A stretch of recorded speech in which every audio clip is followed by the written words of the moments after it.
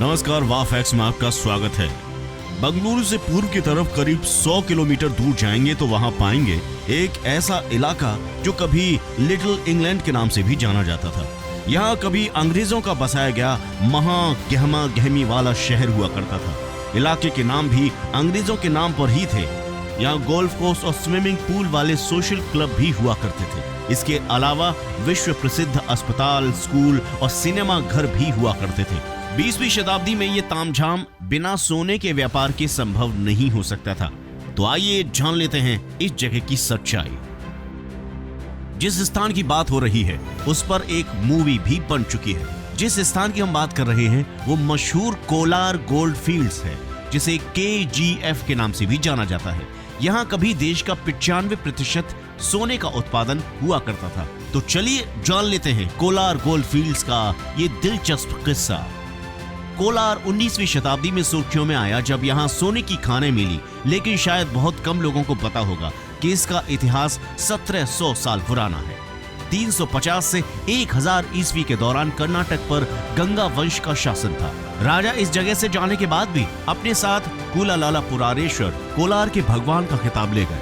अंग्रेजों के आने के बाद खान से जितना भी सोना निकाला गया था वो अर्ध विकसित था।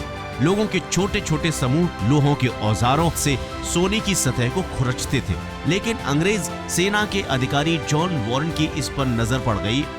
सन 1799 में श्री गंगापट्टनम में अंग्रेजों के हाथों टीपू सुल्तान के मारे जाने के बाद अंग्रेजों ने टीपू के इलाके मैसूर रियासत को सौंपने का फैसला किया, लेकिन इसके लिए जमीन का सर्वे जरूरी था। वॉरेन तब पैदल सेना की 33वीं बटालियन का कमांडर था। इस काम के लिए उसे कोलार बुलाया गया। वॉरेन ने 1802 में मैसूर रियासत के सीमांकन का काम शुरू किया। जांच पड़ताल के बाद वो इस नतीजे पर पहुंचा कि गांव वाले जिस तरीके से सोना निकाल रहे थे उससे हर 56 किलो मिट्टी में से 1 रत्ती सोना निकाला जा रहा था। उसने सोचा कि अगर इस काम में पेशेवर लोगों को लगा दिया जाए तो काफी मात्रा में सोना निकाला जा सकता है। तब से 6 दशकों तक कई लोग ईस्ट इंडिया कंपनी सहित ने सोना खोजने की अपनी किस्मत आजमाई। तरह तरह की खोज की गई और अध्ययन किए गए, लेकिन किसी को भी सोने का बड़ा जखीरा हाथ नहीं लगा। आयरलैंड के माइकल फिल्ड्स गेराल्ड लेवेली ने बैंगलोर छावनी को अपना घर बना लिया। वो न्यूजीलैंड में माओरी युद्ध से लौटा ही था, जहां उसकी दिलचस्पी खानों में हो गई थी। जॉन वॉरेन की पुरानी रिपोर्ट पढ़कर उसकी दिलचस्पी जाग गई और वो बैलगाड़ी से 100 किलोमीटर लंबा सफर तय करके कोलार पहुंच गया।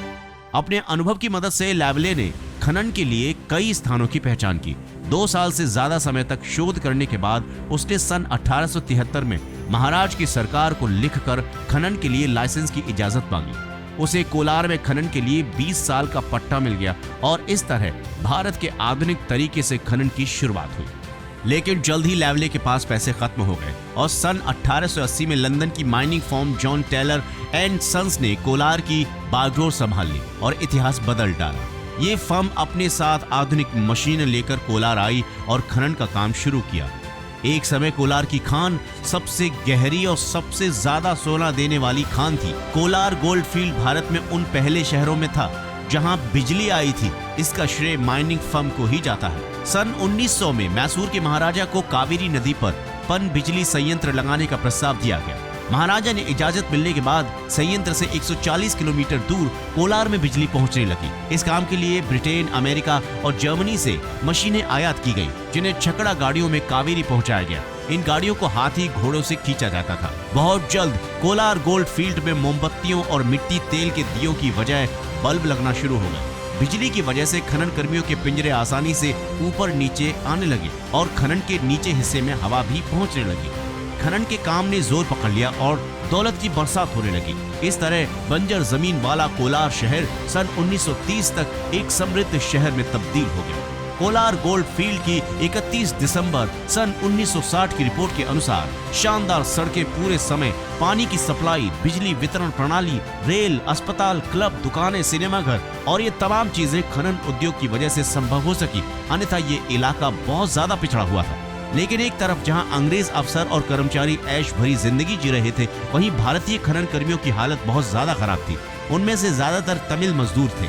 अंग्रेज जहां बंगलों में रहते थे, भारतीय खनन कर्मी मिट्टी के एक कमरे में रहा करते थे, जहां उनके साथ चूहे भी रहा करते थे।